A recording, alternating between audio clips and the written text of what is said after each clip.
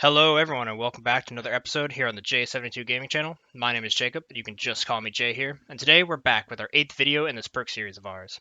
Update 4 was going to be bringing us the perk systems, but now with the roadmap update, the time frame on when we are actually getting the perk system is a bit up in the air. Regardless though, they will be coming in the future at some point, so I still think that it will be a fun idea to come up with some perk ideas that would not only be beneficial to the dinosaur, but actually be a noticeable gameplay change and upgrade for the player as well. In each episode of the series, we've gone over 5 new perk ideas, and here I'll continue to try my best to get some footage or photos to help you get the idea behind each one. With Update 3 now fully in our hands, I'm able to show you the Pteranodon and the Deinosuchus, so let's start brainstorming ideas that we hope to get once those perks actually reach our hands. I'm looking forward to hearing the ideas you all have for some handy and fun perks for each of these dinosaurs as well, so let me know down below in the comments section below if you've got an idea. If you guys like this type of content, please consider subscribing for me for more like this, as it really does help out the channel grow. But with that all laid out in front of us, make sure you guys sit back, kick back, go grab that snack, and let's get into the perks for today's totally not a dinosaur, the semi-aquatic hulk of a reptile that is Deinosuchus.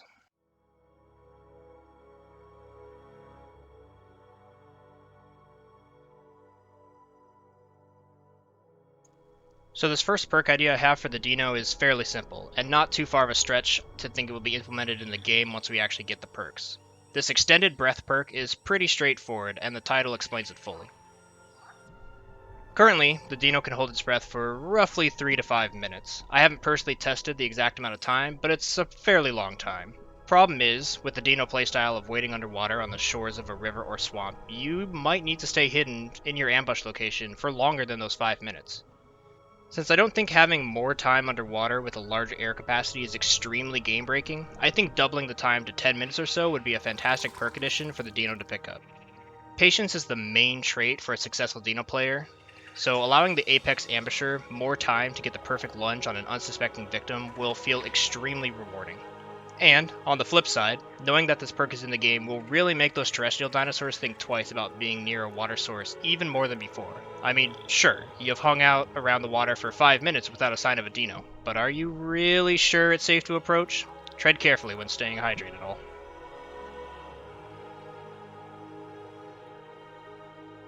So the next perk is the second immediate thought I had when thinking of perks for our large croc. To pair well with the previous extended breath perk, I think having a perk to improve the lunge would also be a huge benefit. Now, this one does need to be approached carefully, as balance is always a concern and thought of mine when designing these perks. I have 2 ways this perk could work. First is speed. Having the Dino be able to do its lunge animation just a bit faster, say like 25% faster, would allow the Dino a little bit more leeway when attempting an attack. The other way this perk could work is extending the range ever so slightly, maybe like 3 to 5 feet further before the lunge animation and effect is ended. This option will also give a little bit more leeway for the Dino to successfully manage a lunge and grapple on an unsuspecting thirsty prey. Between the two, I think I like the extended range a bit more, as I think it would be easier to balance and also be more noticeable for the prey to understand that, yeah, that Dino player has an extended lunge perk. And the flip side of having a faster lunge would work well for the Dino player, sure, but the perk would not be as immersive as a whole for every playable species in the game. And as always, I want these perks to not only be beneficial to the dinosaur or reptile, but also the player behind the screen. And that goes for predator and prey both. Let me know which of these two you guys would prefer to see play out as a perk, but some sort of buff to the lunge mechanic makes sense as a perk idea, and I would love to see either of these implemented. Okay, I already hear the cries of baby Dino players screaming as I introduce this perk, but it's true. I wish there was a perk to help benefit a Deinosuchus player who decides to be the Deinosuchus player in the swamps or rivers they call home. Now, I get it. Getting eaten by a cannibal croc is frustrating, and playing 3 hours to get to 60% growth only to be snapped up by a wandering fully grown Dino can be frustrating. However, crocs in the wild are not against cannibalism at time, and alphas will definitely fight and protect their chosen territory. The Deinosuchus gameplay is something I've heard been described as the Dark Souls character to choose to play in the Isle. It's brutal, it's time consuming, everything can end in a minute of violence, and it requires an absolute ton of patience to be the best croc you can be. With this in mind, I'm actually very okay knowing that some Dino players choose to eat other crocs to fill their hunger bar, and as such, I would like a croc to be able to spec into that with a perk to grant more food from another Dino. The flip side of this, I'm also okay with. Having to avoid other crocs in the wild by running into the bushes and hiding is something that makes the long and arduous growth cycle of a baby dino a little bit more interesting and will make the moments of your life really make your heart race. So while I know there are a lot of players who will not like this perk idea, I think the hardcore fans of Dino will agree that sometimes in a life or death situation, you need food from anywhere you can get it, and if that's from your same species, well, so be it. It's a dog-eat-dog world out there, or should I say, it's a croc-eat-croc world out there, and we all have to do what we can to survive.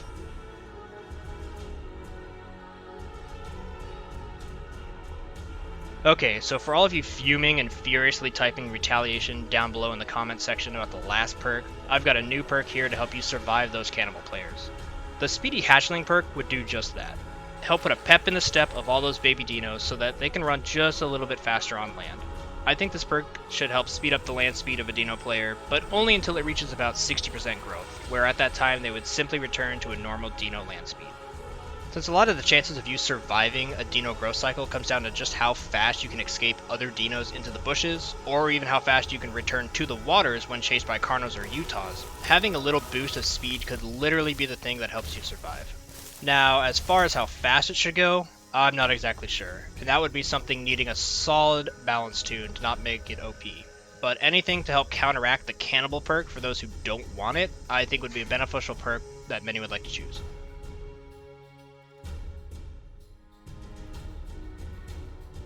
Now, there is one thing I've wanted to do with the Dino ever since I knew the Dino was being added at the same time as the Pteranodon, and that's to jump directly out of the water and snatch a Terra as it flew by. So I'm simply going to be calling this perk the Jumper perk, and its inclusion into the game would add even more gameplay moments and mechanics into the Dino vs Terra dynamic in the Isle. As we have it now, the Terras are always constantly aware of the Dinos below, and Dinos will 100% try to snatch a Terra as it comes down for a fishing run. But as we have it now, the Terras are only really vulnerable when actively lowering their head on a fishing run, or when they stop to catch a drink of water. But what if they needed to be careful when flying low before the fishing run as well? I think it would be so cool to have the Dino be able to jump out of the water and snatch a low-flying snack. Honestly, even if I was the Terra player and that happened to me, I would be so in shock that I would be okay with it happening. I mean, props to that Dino player. This perk would add just a bit more variety into the life cycles of Dino as well as Pteranodon players, aiding to the immersiveness while playing on the map as a whole, and granting just a bit more skillful learning curve to both animals around the waterways of Isla Spyro. Alright everyone, those are the 5 perk ideas I have for the semi-aquatic reptile Deinosuchus. What do you all think of these perk ideas? And you hate? Love? Or maybe there are some ideas that I haven't thought about that you did. Make sure you let me know in the comment sections below. Since our perks are no longer coming in Update 4 due to the decision by the devs to focus on releasing game mechanics such as diet, nesting, and day and night system into the game, it remains to be seen when we will actually get to see the perks come to life, and whether or not any of the ones I've thought of during this season will become available.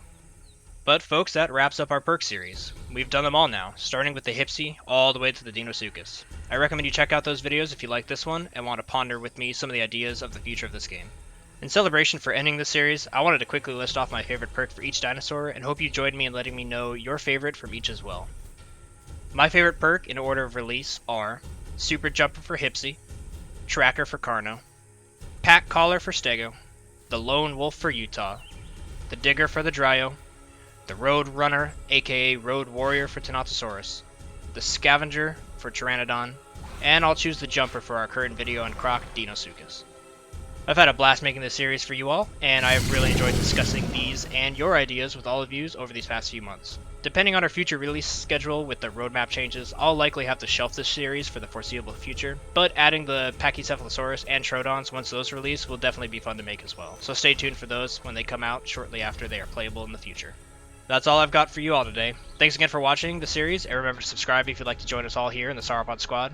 But that's enough for me. I hope you all have a good rest of your day, but until next video, peace.